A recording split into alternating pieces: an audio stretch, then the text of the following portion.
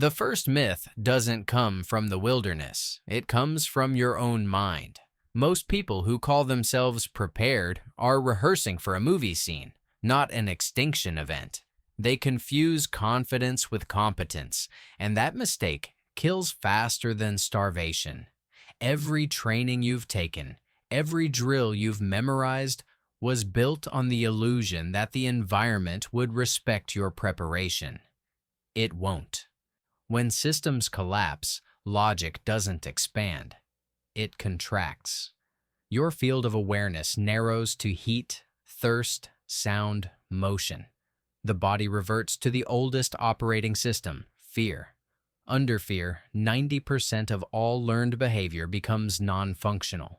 This is the first kill mechanism, cognitive decay under stress. You don't become the hero you train to be. You degrade to the animal you've always been. Civilization conditioned you for control, predictable patterns, fixed outcomes, scheduled rescue. Collapse destroys that feedback loop. What replaces it is asymmetry, a world where every advantage has a cost. Every fire reveals your position. Every calorie burned is one you can't replace. Every hour awake pushes you closer to biological insolvency. The game isn't how to survive. It's how not to be seen while still existing. Your old survival doctrine was built on a static model, predictable threats, moderate environments, and a guaranteed end to the crisis. None of those exist now. The operational landscape has shifted to chaos physics. No constants, only variables. The average person still trains for linear scenarios. Step 1, build shelter. Step 2, start fire. Step 3, signal for help.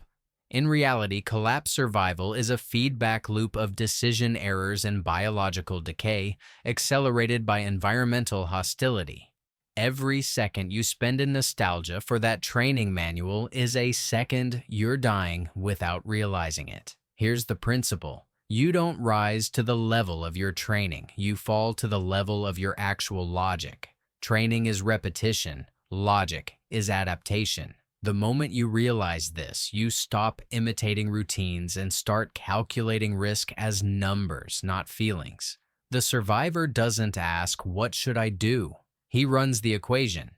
Energy output versus resource input versus exposure probability. That equation determines your next move, not your emotions, not your myths. The world that made you comfortable is dead. Its rules are obsolete. The new law is physics, indifferent, cold, absolute. Every mistake is terminal. Every noise is data. Every second is an exchange rate. You are no longer a student of survival. You are the last remaining variable in an equation that only wants to erase you. Understand that, and you've already stepped into the real world. Fire, the symbol of mastery, safety, civilization. In every survival manual, it's the first commandment. Build fire, secure warmth, establish control. But in a collapse environment, that instinct is a liability disguised as comfort. Fire doesn't make you safe. It broadcasts your position, drains your energy, and tells the world exactly where to find your calories. It's not warmth. It's a flare announcing your existence to everything still hunting for order. The myth comes from psychology, not physics. Humans associate flame with safety because for millennia, predators feared it. But now, your predators are not animals. They're humans running low on food, sanity, and empathy. Smoke rises, heat signatures bloom. Reflective surfaces reveal your presence to infrared optics miles away. In darkness, even a small ember becomes a beacon. You think you're surviving. You're actually declaring, "I'm still edible." From a scientific perspective, fire is the least efficient survival tool. You burn calories gathering fuel, lose hydration through respiration, and radiate up to 70% of heat into open air. That's entropy, energy wasted into nothing. The illusion of warmth conceals the math. Fire's energy to output ratio collapses in open systems. For every gram of wood consumed, you gain seconds of heat, but expose hours of visibility. In survival calculus, that's bankruptcy. Operationally, you must switch to thermal discipline. This means regulating body heat, not creating external heat. Use insulation layers, exploit microclimates, and seal radiant loss zones around the core and neck. Replace flame with reflection, metallized mylar, soil, or layered vegetation. Learn to trap the heat you already produce. In a world where every resource is finite, conservation beats creation. The new doctrine is silent thermogenesis: zero smoke, zero light, zero trace. The second concept, low-profile heat systems, rewrites the fire doctrine. Heat must now be localized, shielded, and invisible. Dig burn pits, use directional exhaust, feed only ember-grade material. In open terrain, use chemical hand warmers or phase change materials as your thermal battery. Fire is not banned. It's controlled under stealth protocol. If your fire can be seen, you've already failed the first principle of collapse logic. Exposure equals elimination. You must understand that the emotional comfort fire provides is your real enemy. It tells your nervous system a lie, that warmth equals safety. It sedates logic, numbs caution, and lowers auditory vigilance. That moment of comfort costs awareness, and awareness is survival's only currency. The real survivors don't chase warmth, they regulate entropy. They calculate how much heat can be retained per calorie expended, how far light carries in humid air, how quickly scent molecules travel under crosswind. They understand that every flame has a voice, and the silence that follows it is often fatal. The myth said, fire solves everything. The truth is that it solves nothing. It just delays the moment you realize the environment is already watching. Shelter first. That's the phrase burned into every survival student's brain, as if the environment will pause its assault while you build a roof. It's the kind of advice that works in classrooms, not in chaos. Shelter is not a priority, it's a transaction. You trade time, calories, and attention for protection. And if that exchange happens too early or too long, the environment wins. The original doctrine was built for static threats: cold, rain, heat. But collapse introduces dynamic threats: pursuit, surveillance, resource scarcity. A structure that shelters you from weather also anchors you in one location. It fixes your coordinates for anyone scanning for movement or thermal irregularity. You can't defend what you can't leave. The first truth of post-collapse architecture: every wall is a trap if it limits mobility. Let's rewrite the logic. Shelter isn't about comfort, it's about energy economics. Every move, every cut of wood, every layer of insulation costs metabolic fuel. That's why the shelter-first dogma is lethal. It assumes infinite energy and static conditions. Real survival follows a different equation. The caloric conservation algorithm, CCA. It's simple. You act only when the energy you spend yields a return higher than the energy it protects. Build nothing that doesn't pay for itself in calories saved. Here's the principle. Exposure doesn't kill instantly. Exhaustion does. Hypothermia is just a symptom of metabolic bankruptcy. You don't freeze because you lacked shelter. You freeze because you overspent calories building it. The paradox of collapse is that comfort kills faster than cold. The logic becomes brutal. Every movement must justify its cost. You build when your body's furnace is stable, not when fear commands you to act. Biologically, the body already contains a perfect shelter system: thermoregulation, vasoconstriction, shivering thermogenesis, behavioral positioning, all of it designed to buy you hours of survival without structure. But the civilian brain, addicted to comfort, panics when exposed. That panic triggers motion, and motion burns energy. Within hours, you've dug your own grave, 1 calorie at a time. Operationally, the exposure hierarchy replaces the shelter-first doctrine. The sequence is not find cover, it's reduce surface area, control perspiration, exploit terrain, then construct. A rock overhang and a reflective blanket outperform a log cabin in the first 72 hours. Shelter isn't what you build. It's what you don't need to build because you understood the physics of heat retention. When the system collapses, you must think like entropy. Minimize losses, not maximize comfort. The only home that matters is your thermal balance. Everything else is architecture for the dead. The survivor's mindset is surgical. Observe, adapt, relocate. Shelter is never permanent. It's a pause between calculations. You occupy it, extract rest, and abandon it before it becomes a coffin. Forget the comfort doctrine. The only structure that matters is the one between your logic and the storm. Stay put. Wait for rescue. That sentence has killed more people than dehydration and infection combined.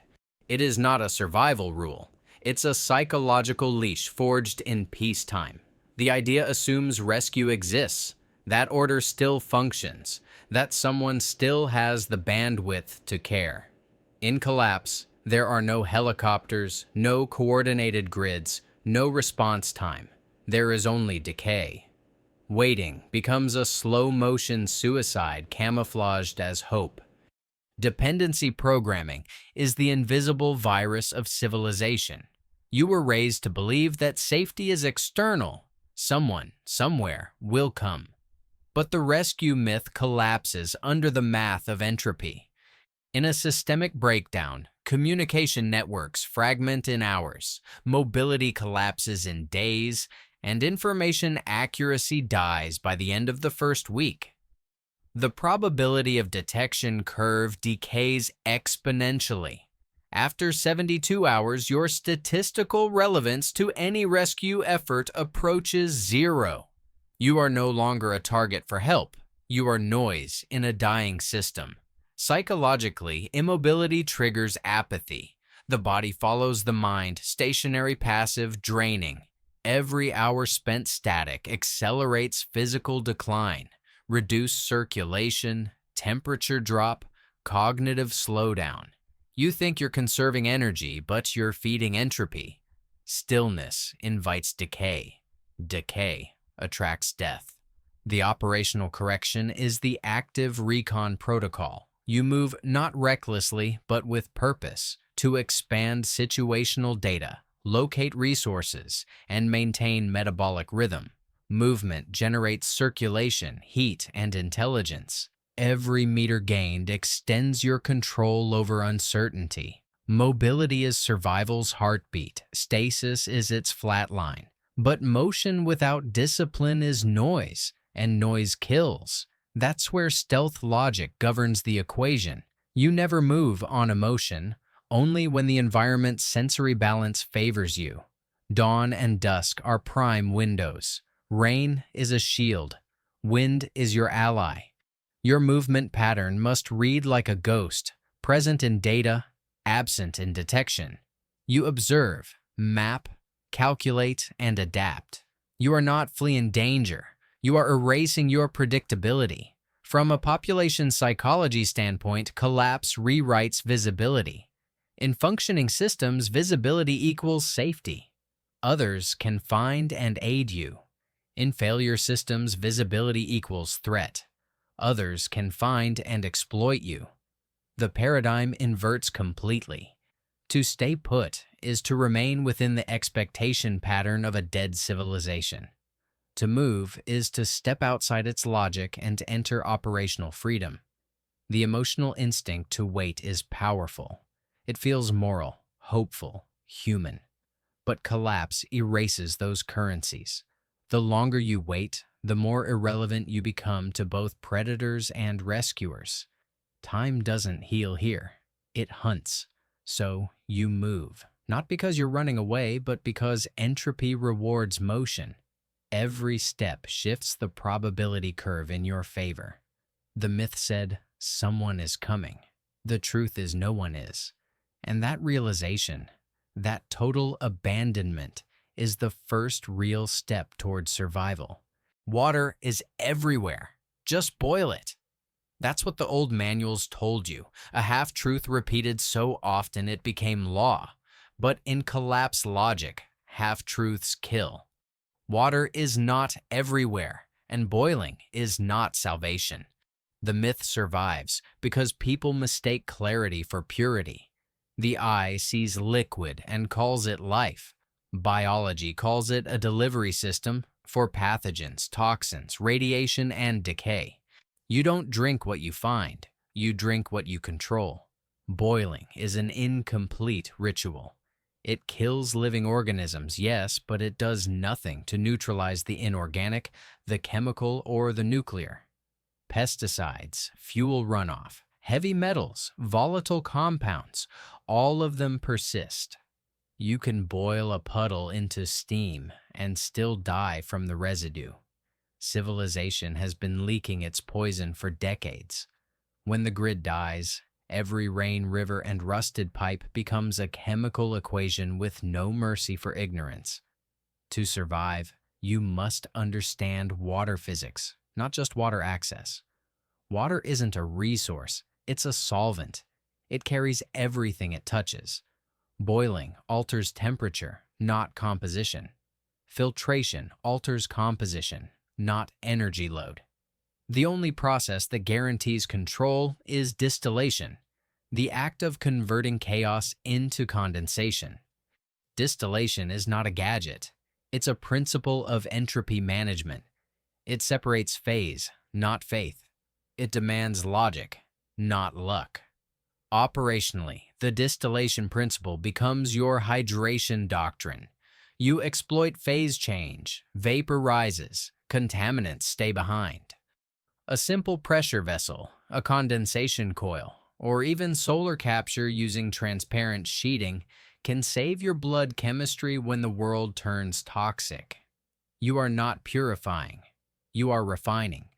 Every drop distilled is a victory against the unseen chemical war still waging long after the bombs or industries stopped. Biologically, dehydration is predictable. The body's water loss follows a strict pattern: cognitive decline at 2%, motor dysfunction at 5%, organ failure near 15%. That's the hydration decay curve, and it's irreversible past a point. In survival math, water is not something you find, it's something you forecast. You must calculate consumption based on metabolic rate, ambient temperature, and terrain load. You plan water the way soldiers plan ammunition, by volume, not hope. The modern myth of abundance creates false security. People think rivers and lakes are benevolent. They're not. Water is indifferent, a mirror reflecting your level of discipline. The survivor understands that every sip carries a cost in weight, risk, and exposure. That's why hydration protocols merge with stealth logic. You drink under cover, store under darkness, and move before dew evaporates. Water is hunted. It must be acquired invisibly, transported silently, and consumed strategically. The ancient world worshipped water because it was life. The post-collapse world fears it because it's uncertain. You can die of thirst surrounded by it. That's the irony entropy writes best. The old saying was, just boil it. The new one is colder. If you didn't control its phase, you didn't control its threat. The lone wolf, the fantasy every survivalist secretly feeds. The vision is cinematic. One man, one rifle, one code, walking through ruins untouched by dependence. It feels pure, heroic, uncorrupted by the weakness of others. But that image belongs to fiction. In collapse, isolation is not freedom. It's fragmentation. The lone wolf doesn't survive longer. He just dies quieter. The myth survives because solitude feels powerful in theory. You eliminate betrayal, simplify decisions, remove noise. But biologically and tactically, humans are not built for singularity. The lone operator's efficiency peaks early, then collapses as fatigue, sleep deprivation, and cognitive erosion set in. Without feedback, your situational awareness decays. Without secondary verification, your logic begins to loop. Paranoia becomes your only ally, and eventually your executioner. The real world doesn't care about pride. It runs on math, and the math favors networks. This is the multiplier rule applied to human systems. Every additional operator increases efficiency exponentially, not linearly. Two people can accomplish 4 times the output of one. Division of labor, mutual observation, rotation of rest, shared logistics. A small unit multiplies survival probabilities by reducing entropy through shared computation. Alone, you're an equation with no redundancy. One error and the system crashes. But unity doesn't mean trust by emotion. Collapse rewrites the social algorithm. Alliances must be transactional, not sentimental. You don't build groups based on comfort or ideology. You build them based on function. One medic, one logistician, one sentry, one scout. That's not friendship, that's architecture. The new tribe is a micro-unit, small, fluid, silent, and replaceable. You move as a network of overlapping competencies, not as a crowd of fragile egos. Psychologically, the lone wolf myth originates from control addiction, the illusion that autonomy equals safety. But total control is a mirage. Even your own biology rebels against it. You can't guard while you sleep, can't defend while injured, can't sustain vigilance without dopamine feedback from shared presence. Humans evolved as cooperative predators. Removing that dynamic doesn't make you stronger, it makes you uncalibrated. Operationally, micro-unit logic is the only sustainable format for post-collapse survival. Each member is a redundancy node, overlapping skills, overlapping responsibility. No single point of failure. The ideal unit is invisible to outsiders, but internally synchronized through silent protocol. Minimal speech, maximal awareness. The unit's strength is anonymity. You don't exist as individuals. You exist as one moving equation, self-healing, self-correcting, self-erasing. The lone wolf believes stealth is silence. The micro-unit understands stealth is synchronization. One man hides, the group disappears. One man reacts, the group anticipates. One man dies, the group adapts. The myth of the lone survivor was built for novels. The truth is arithmetic. 2 minds double perception, 3 triple efficiency, 4 establish civilization seed again. The future isn't solitary, it's modular.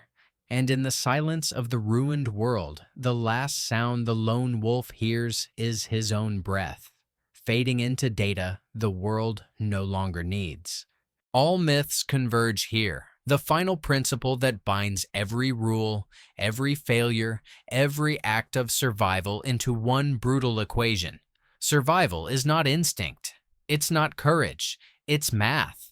Every breath you take, every step you choose, every calorie you burn is a transaction inside a closed system that does not forgive inefficiency.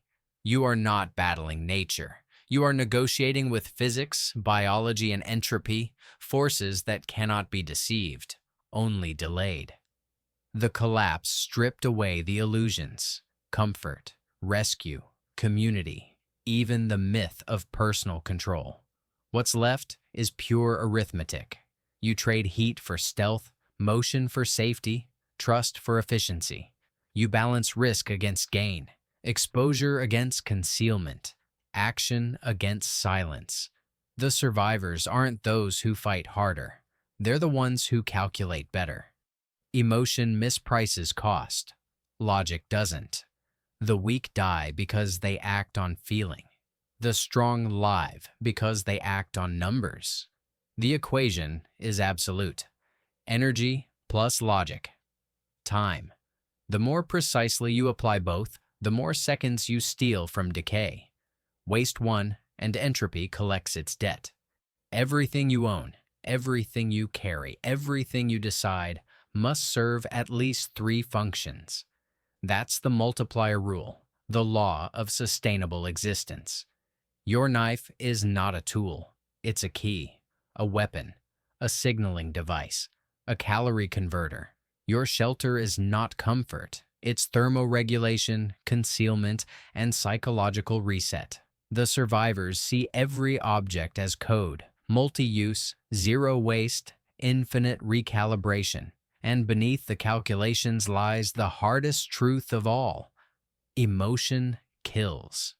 Not because it's weak, but because it's expensive. Hope without plan burns focus. Fear without data burns time. Guilt burns sleep. In collapse, everything that burns without return shortens your operational lifespan. You must become emotionless not to be cold, but to conserve computation. Detachment is discipline. To think like a survivor is to think like the environment, neutral, opportunistic, efficient. You don't conquer nature. You synchronize with it. You don't command others. You coordinate systems. You are not the hero of a narrative. You are an algorithm that adapts faster than decay. Every mistake is feedback. Every failure, data. Every second, a recalibration. When you finally understand that survival is mathematics, that living another day is the result of correct calculation, not courage, the world becomes terrifyingly simple. You are a moving equation inside a dying ecosystem. Keep the balance, and you exist. Break it, and you vanish. No drama, no warning, no story. The world ended the day the old rules stopped applying. But the truth? It was never about the world. It was about logic. The last myth you must bury is time, because you don't have it. You have only decisions, and each one rewrites the equation of your existence.